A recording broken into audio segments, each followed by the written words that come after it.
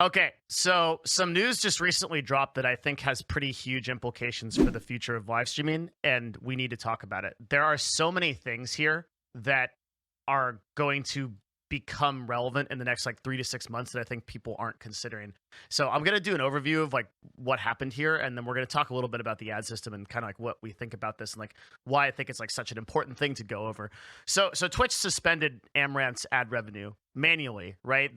What they basically did was they went to Amaranth and they said that you're doing sexually suggestive content on Twitch, and we are going to disable your ads. So that's really different from like what I see a lot of people. I just want to clear that up immediately. What I see a lot of people saying, we're busting out the notepad right away. That's how you know this is a serious topic. Okay, so like people are saying Twitch is still running ads on the channel, but isn't paying her. This is a rumor, right? What's actually happening is Twitch has full-blown disabled ads on Amaranth's channel. That means pre-rolls, mid-rolls, or anything.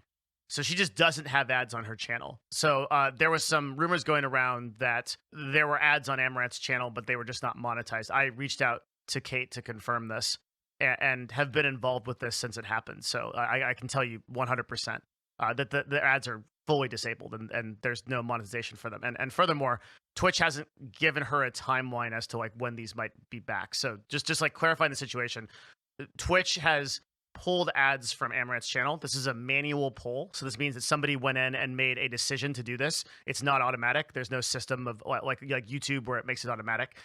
This is a manual decision to pull ads from the channel, potentially indefinitely. And they haven't given a timeline or like a way to kind of get those back. It is for sexually suggestive content, and that's the end of it. This is where we're at with that.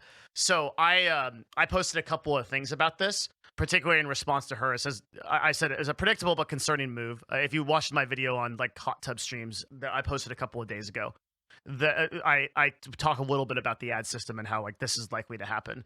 I said I worry what people won't see the forest through the trees here, and Twitch's decision to unilaterally remove revenue from a content creator's channel without any preamble should be a warning to anyone trying to make a living off the platform. And then we'll get to this tweet a little bit more later when I'm kind of flaming on this one. But what I mean by this is like, so Twitch didn't communicate with Amaranth before this happened, and there wasn't any conversation between Amaranth and any like staff member that this was going to happen. So I want real quick to like set up some. I know the arguments that are going to come as a result of this, and the first one is going to be a sort of ethical discussion about whether Twitch should have or should not pull ads from the type of content that Amaranth does. I don't care about this discussion. I have absolutely no investment in it. Whether Twitch should. What Twitch considers to be brand safe or isn't brand safe is like really subjective and always going to be a gray area. It's super hard to put down a firm policy on like what sexually suggestive content is, and it ultimately comes down to like what kind of website that Twitch wants to be. So it's out of the scope of this discussion. But what is in scope of this discussion is like the implications for this as a platform and other content creators and like what's happening. So Twitch manually removing a source of revenue from a content creator without conversing with them. We have this idea that like Twitch calls their streamers partners, right? And a partner kind of implies a two-way street, I think. That is to say that like, oh, like this is a discussion, you're working with us. But then you look at like a move like this where Twitch just pulls advertising revenue from somebody and gives them no recourse, no communication before or after, and then says, yeah, that's it.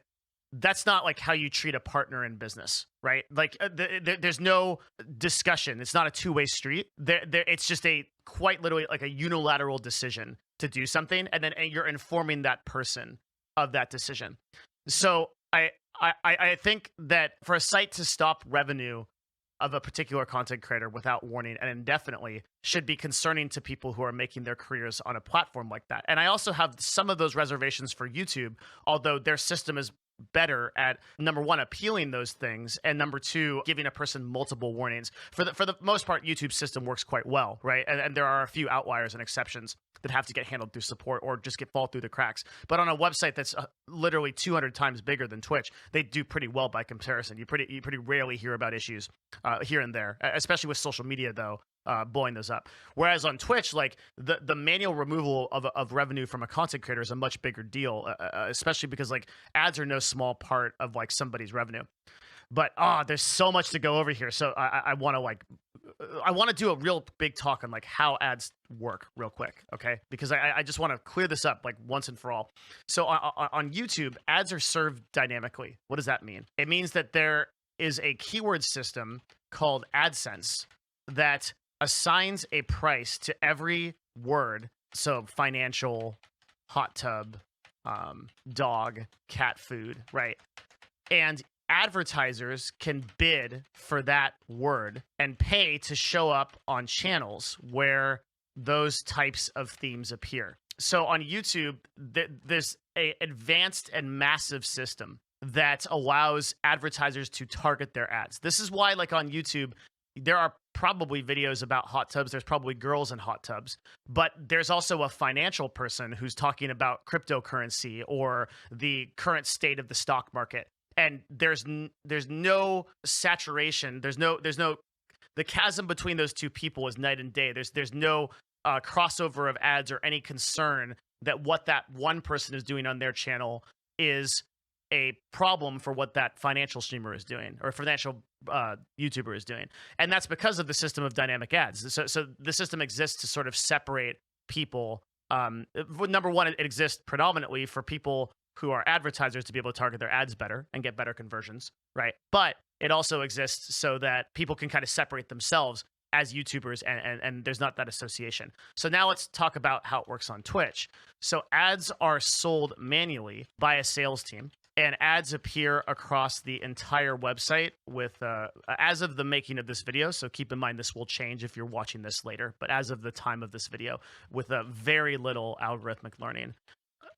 Basically, you can expect a single ad to appear on every or any stream. There's very little customizability for advertisers to be able to like target where their ads go with this sort of thing. So what that means is that, like, let's say that you're a company like Red Bull or your Microsoft, pick a company, and you're advertising on Twitch. Your ad will always be vulnerable to the lowest common denominator of content that is on Twitch. So a lot of you might have heard of the YouTube AdPocalypse. The YouTube AdPocalypse happened like a few years ago. Actually, it's like a long time ago now. It's like probably like 7 or 8 years ago now. Looks like an incredible amount of time. What was happening there, though, in the AdPocalypse was that YouTube didn't have as good targeting as they did now. So what happened was ads that were from very brand safe companies like Johnson & Johnson, like Burger King, right, would appear on channels that had really, really questionable content.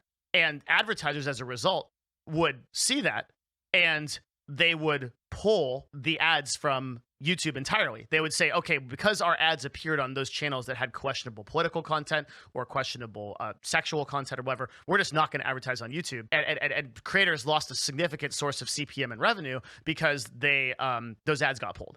Now, similarly, on Twitch, it doesn't matter if your ad is getting served on 500 brand safe channels. If it's on one brand risky channel, that association causes that advertiser to pull or to potentially consider pulling those ads from Twitch. And that was what I was talking about in the hot tub video that I posted a few days ago.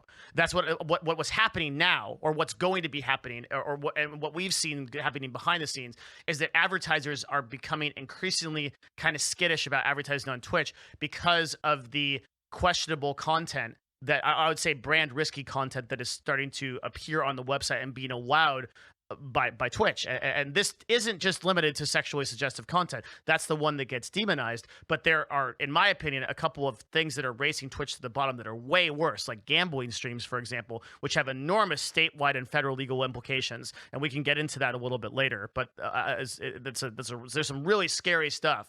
And that's why the purpose of this post, which was like people who are cheering about Twitch removing Amaranth's revenue, because you might be one of those people who's like, oh, it's so great that Amaranth got her ads removed. She deserves it, right? Like, boom, it's a hot tub streamer. Like, yeah, those are bad for the what? Like, you will be the people that are literally raging at Twitch a few weeks later when your favorite streamer like XQC gets banned for gets their advertising revenue or potential other implications because they are a legit brand risk way outside of sexually suggestive content. There's there's so many levels of brand risk, right? That you should be worried that a site-wide enforcement of manual ad revenue or manual removal of ad revenue for brand risk doesn't stop at Amaranth, and it will hit your favorite streamers in due time. This is just the beginning of this, right? This is the first instance that I've personally ever heard of Twitch manually disabling ads on a channel. But I very much think it won't be the last. So now that you understand how ads work between Twitch and YouTube, you understand why, like, without a system of dynamic ads, everything on Twitch becomes very questionable water and kind of a minefield for advertisers to navigate. And there are really two options that Twitch has to fix this, right? So option number one is to manually disable ads, which is what they're doing. And this is a pretty logical step for them to do because they don't have the system. So you take the top like 300 to 500 creators and just do a manual review of their content. This doesn't take that long. The top 300 to 500 creators represent like over 98% of the total content on the website, right? Like most of Twitch is top weighted, and you only really need to, in the short term, make a brand judgment on those streamers manually and kind of flag it to be able to appeal to advertisers. Now, this has problems, right? There's issues around this, right? That obviously that I don't even think like we can go into, but this might be the only solution in lieu of not being able to do number two, which is develop an automatic system of brand evaluation and separate ads based on theme or topic. There are so many reasons why this is more difficult to do in live streaming than VODs. Number one, it's live. so you have to evaluate like what a person is saying and how they're approaching situations dynamically. And so like an automatic system to do this, giving Twitch, like the fact that Twitch had like 8 years to build something better, I think is a valid criticism, but also this is a very hard problem to solve, right? So an automatic system is hard. It's a very difficult thing to do, but it's inevitable. Otherwise, you end up in this very gray area that we're going into now, which is going to be that like Twitch is going to have to do number one, and we're seeing the first option is the Amaranth situation. That is what happened. So Twitch doing number one means that they're basically going to kind of like flag streamers into three categories, right? It's going to be, I think it's going to just copy YouTube system. It's going to be green, yellow, and red. So green is going to be good for all advertisers. Yellow is going to be good for some advertisers, but much lower CPMs. So streamers get paid less is the thing there. And then red will be obviously disabled ads. Okay. And I want to say again that for people that are criticizing hot tub streamers or people that are getting their ads removed right now, the buck doesn't stop at hot tub streams. Because let's take a situation like gambling, for example. Which is a super spooky thing, okay? So right now, we have broadcasters who are VPNing through websites that are blocked in the United States to be able to gamble in areas where their state is illegal, where it's illegal for them to do so, right? So there are enormous implications, not only for those broadcasters individually, but also for Twitch, right? Because some of these broadcasters are getting 60 to 100,000 viewers in their categories doing this, okay? And Twitch always takes this stance that they are not responsible for what their creators do on their website, and that the punishment for that will fall onto the individual creator. And we've seen this during things like DMCA, where Twitch basically stepped back completely from DMCA, defended none of its creators, and completely threw them to the wolves without building any kind of system to solve it. Like, and to this day, that problem is still massive, and like we've done video after video on that and talked about how some of their like quote solutions, like the whatever the streamer music portal is like just pales and just isn't anything. It isn't even really like protective against DMCA necessarily. So Twitch has shown like in the past again and again and again that they're going to step back from and try to put the onus on individual creators. The problem with that is that when you start getting into things like gambling and you get into things that are illegal at a state level, the California, or which is where Twitch is based, like state gambling commission won't care about that. They'll see that there's gambling going on the website, and then they'll say, hey, are you a gambling website? And Twitch will go, no. Well, okay, why do you have gambling on your website? Well, that's just stuff that our individual streamers put on it. And then the state goes, well, okay, well, that might be your responsibility. And then there's a lawsuit that entails that, potential fines, potential shutdowns, things like that. So I would view people that think that like the sexual content thing is that's just the beginning, right? There's an existential threat in the form of some of the illegal activity that goes on in the state and federal level on Twitch, and Twitch will eventually have to address that again without an automatic system of evaluation or bans to solve this. This is going to be a massive problem going forward. But right now we're just talking about disabling ads. Okay, so the other there's a lot of problems with solving this, and you also can't. There's a common idea that comes up that I brought up in the hot tub streams, which is that people think that you can sort of separate this. Well, let's separate it. Just put it in a 18+ section. Okay. And I use the analogy that this obviously doesn't work for advertisers, because if the content exists on the website and is accessible, right, just cross-sectionally, you can just walk over like a couple links away. That's not good enough for advertisers to place their ads, right? And the analogy I would use is like if you're on Pornhub and Pornhub decides to do a safe for work section where people can safely stream, right? You like oh, go over here and you can safely stream here, right? There's no universe where advertisers would go there and go, oh, okay, well, we could just put our ads there now. That problem is solved. Yeah, that doesn't matter that that's Pornhub. That's great, right? That's not going to happen. And exactly the same way, right? Twitch can't put up an 18+ section and then just expect advertisers to ignore that not safe for work section and advertise there, because it's the same website. It's the same branding. It's the same association. Brands don't think that way, right? So that's not a solution. As far as like the content itself goes, right? Just so I can absolve myself of this sin, I don't particularly care that like, I don't want questionable brand content on Twitch, because I think that it races everyone to the bottom in terms of revenue and in terms of streamer success long term, both theirs and then other people's. I don't care that it's there or that individual creators are monopolizing it, and I really don't like the hate train that goes out for people like Amaranth or people that are doing gambling streams, because they don't deserve it.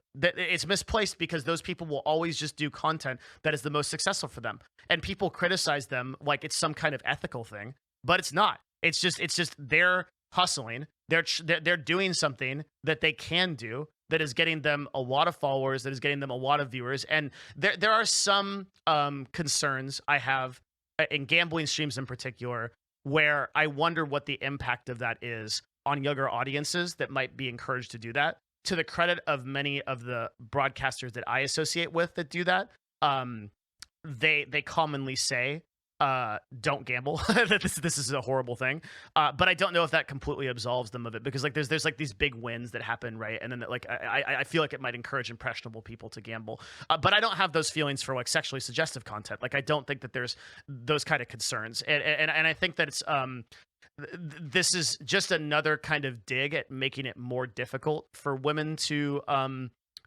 succeed in what an already very difficult ecosystem for them. There's some valid concerns that have been brought up by broadcasters like Cutie Cinderella, saying that like if she is a broadcaster who doesn't choose to do like hot tub streams, and then there's 2,000, 3,000, 5,000 people in her chat asking her to do one and to post saucy pictures on Instagram, because that expectation has been created by other female broadcasters on the platform. I vibe with that.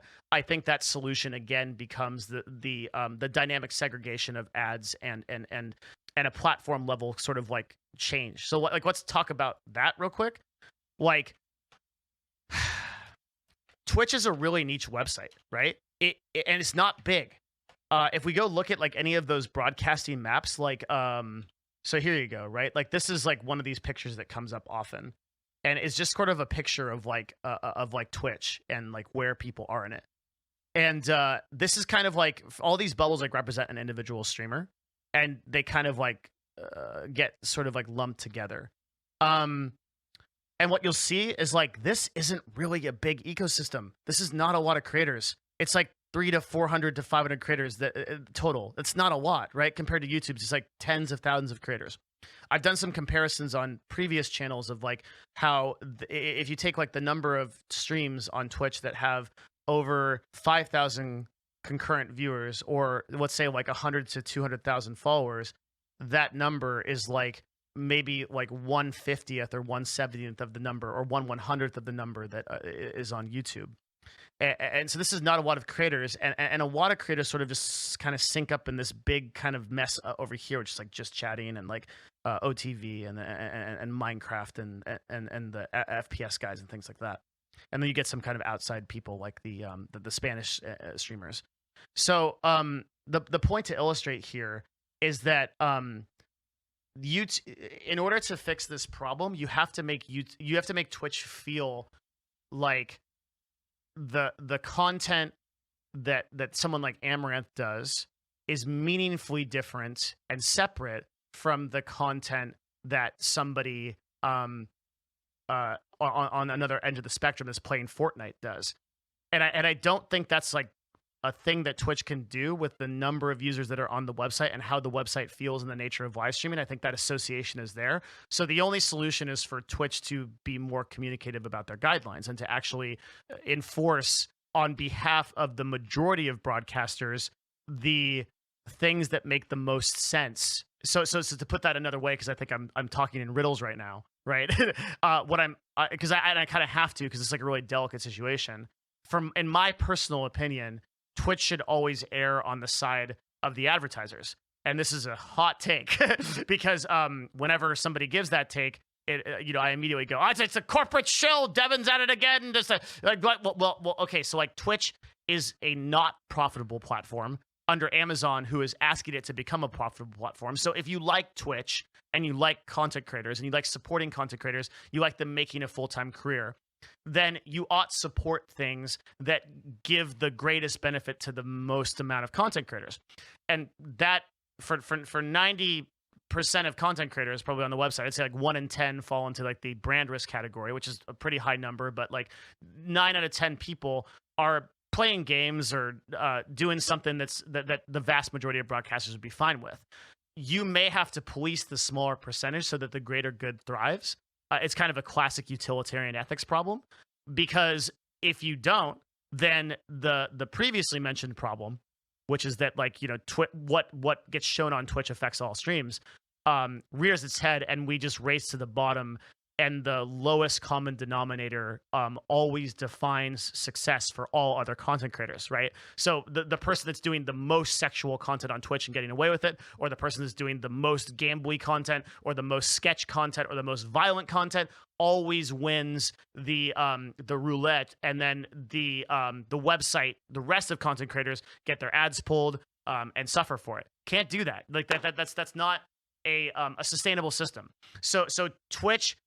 The only way I see through this forest, through this like nightmare, is like Twitch has to update its guidelines and take a very heavy stance, particularly on the top like 300 to 400 to 500 broadcasters on what is advertiser friendly and what is not. And if they don't do that, then every broadcaster will continue to suffer, and we're just going to see this become worse as advertisers like pull out of Twitch and money gets lost in the process. And then the expectation from Amazon is that they have to recover that revenue. So just nothing can exist without a dynamic system of ads. And the people that are criticizing streamers who are losing ads here are about to be their own worst enemies when this stuff happens to their favorite creator. And then you go back and cry about it. So remember this video when that happens. And this, like, there are so many just chatting streamers that fall into violent, vulgar, questionable content that could be flagged exactly as Amaranth was flagged. And the thing you should pay attention to is not whether Amaranth being in a hot tub or not is good or bad, which you can discuss until the cows come home, but that Twitch is willing to do this without having a conversation with their partners and not or anyone really, and give no system of recourse for that, right? That's to me like the real concerning thing about this, and I just don't I don't see a lot of communication coming out of Twitch. I don't see any communication coming out of Twitch to this end. A lot of people might have noticed that I haven't been broadcasting live as much, and I think overall it's just that it's because I'm exasperated by issues like this, issues that I just think like Twitch as a platform is increasingly becoming a website that I don't really want to associate with. It feels more along the lines of like World Star Hip Hop and like Live Week, where like it's just a lot of the content is just very questionable on a lot of levels, and it's not growing people, and it's not building people into better versions of themselves. It's encouraging people to degen, and it's encouraging people to I think to like focus on drama, and I don't like that. And this is coming from a person who's like been a pretty consistent broadcaster over the course of like 8 or 9 years, that like I have a problem clicking the start streaming button nowadays, because I'm just increasingly getting harder to justify running like an educational or informative broadcast on the website. Because why? I'm being associated with all of these things that aren't doing that, and that's worrying, right? Because it's not to say that everybody, like, I'm not trying to put my content on a pedestal and say that my content's like better. It's not, right? Like I don't get to decide what good content is. You decide what that is by like watching videos like this or watching whatever you want, right? That you get to decide what good content is. What I am saying though is like you need a balance, right? Like there needs to be that kind of degen content of the world, right? But there also needs to be like educational stuff and like things that like make you happy and like are positive. And like when I see like the website, a large percentage of the website just sort of descend into drama, and the biggest thing is like a cheating scandal, and or there's 150,000 people watching a gambling stream, the slots or something like that. Like I'm just like, okay, like the balance of power here, like in comparison, there are people that are doing some good on the site, like Healthy Gamer and but those are just like few and far between in comparison to the type of content there. So I'm worried that this like seems to happen to like every website that's kind of like every website like has these problems before it starts to like really spiral downhill. Like the enforcement gets more lax, the content gets objectively more questionable, and people that seek like educational, informative, or just positive content, I'd say just positive, right? Start to try to find like other avenues to go get that. Like other websites open up, and people that want that like community and cultural feel go there.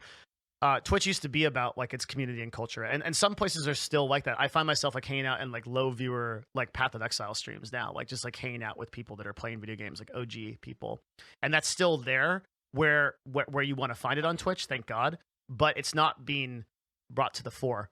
What's being brought to the fore on the discovery system is all of the other content that's controversial and questionable, in sort of like Twitch's desperate attempt to kind of like drive viewers, which it has successfully, right? Twitch has grown 90% year over year, and that was something that I didn't expect to happen. I think COVID was a really big, like Twitch's growth was like very stagnant before 2020, and 2020 changed that completely. And the growth in terms of raw viewership is really, really promising. It's still not enough to keep up with the number of streamers that are jumping on the platform, and the ratio is still making it very difficult to have a career on Twitch. But it's encouraging that it's growing in viewership. It's just that the type of viewership that is coming in is trending younger, trending toward demographics that are doing more questionable content, and I think that reflects for the website as a whole, as a platform long term. And I don't have enough faith in Twitch to like reverse this trend and to do something different. Like I hope that we see like a blog post or some kind of communication happen in the next like month or two. I do think that Twitch will like I said, I do think that Twitch will continue to enforce things like this. They'll continue to manually ban advertising revenue, and possibly I think the next thing to get hit. So if you want everyone comes here for the Devin Nash predictions. If you want the next Devin Nash prediction, I think the next thing that will get hit is discoverability. And I see this inside of like 3 to 6 months, is that discoverability will get hit for these broadcasters. So it won't just be like, it will start with like Amaranth type broadcasts, right? The very like visually explicit broadcasts where discoverability they just get pulled off. Like just you go to just chatting, you'll sort by recommended, which is the automatic sort. It's not high to low anymore. It's not like highest viewers to lowest viewers. It's automatic recommended, right? And now all of a sudden, just Amaranth won't be recommended. Right now, that algorithm is really simple. The way it works is velocity of viewership on the start of the stream versus total watched hours and engagement and the number of time that like people spend in that stream. So if you start a stream and suddenly you get 2,000 viewers, 3,000 viewers, 4,000 viewers, like Twitch will serve that up to the top because they'll be like, hey, this stream is interesting, you should go check this out. And that's an automatic system that does that discoverability. But what'll happen is they'll be like, oh, this is a brand risk. We don't want advertisers going on to just chatting and immediately seeing this. Cut that out, right? But then the next target for that after sexually suggestive content will be gambling streams. The next target after that will be streams with kind of like questionable, like podcasts, right? Like, or things that have like really questionable issues. There's kind of no telling where the end of that is. It's a very slippery slope, right? Where we could potentially get to a place where like multiple top streams, even people that like curse heavily or flame or are toxic on a regular basis, are not discoverable and don't appear and recommended, and also have their ads disabled. And that's what I kind of worry about, without any kind of like further communication from Twitch on this issue. That's really concerning. I think that discoverability gets impacted in the next 3 to 6 months and starts with sexually suggestive streams.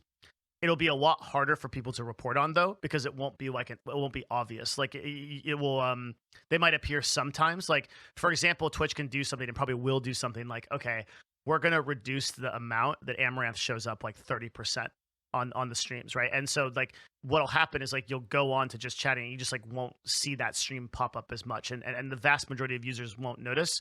But I like, that could be that, or it could be like a more sweeping thing. Anyway, this is just like a lot of thoughts about how this system works right now.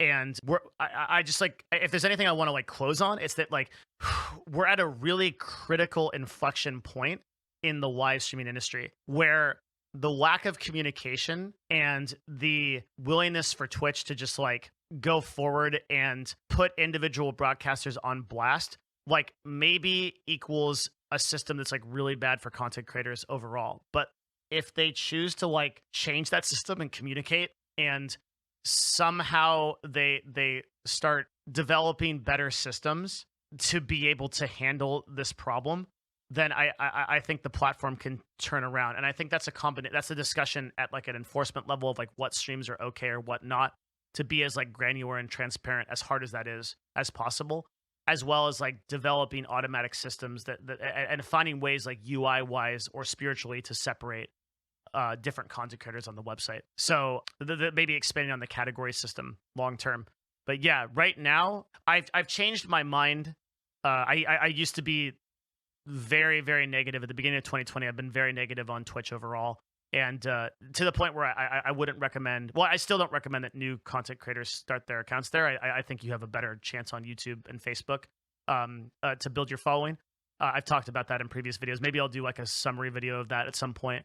I still think that Twitch is like a really hard place to grow, and if you are going to start there, that you should do everything you possibly can to build your social media presence and your brand presence in other places, and stream as little as possible until you have those funnels. But I do want to say that like Twitch's increased viewership over the past like 6 to 12 months has been encouraging, and like it remains yet to be seen if like 2021 that trend continues, because they surpassed YouTube gaming in growth a lot in 2020. And that's YouTube gaming kind of being a little bit lazier about doing their UI updates and putting discoverability towards that, which they don't need to do because YouTube video on demand is so massive. Yeah. So anyway, I'd love to hear your comments on this. I'm sure there's going to be a lot of Amaranth blah blah blah should have done this, or like of course they should do this, but to focus on some of the issues of like how this is affecting the industry would be more interesting to me. Or you guys can just rage post about hot tub streamers too. That's fine. Whatever. I'll probably read them either way. Anyway, that's it. That's my talk. Really interesting. This is like these are kind of like problems that nobody is solving, and man, I wouldn't want to be running Twitch right now. This is there's so many difficult problems to solve. Okay, that's it. If you like these kind of videos and things like that, and you want to see more of them, go join my Discord. Actually, like, because I'm not live streaming as much, discord.gg/Devin is sort of the place that we hang out, and you can post in general chat or subscribe to the stream. You get the subscriber chat, and then you can just like post there, and I'm there almost like 24/7 going over stuff. So come there, come hang out in the Discord. Tell me what you think. And yeah, I'll see you next time. Thank you guys very much for listening to this video.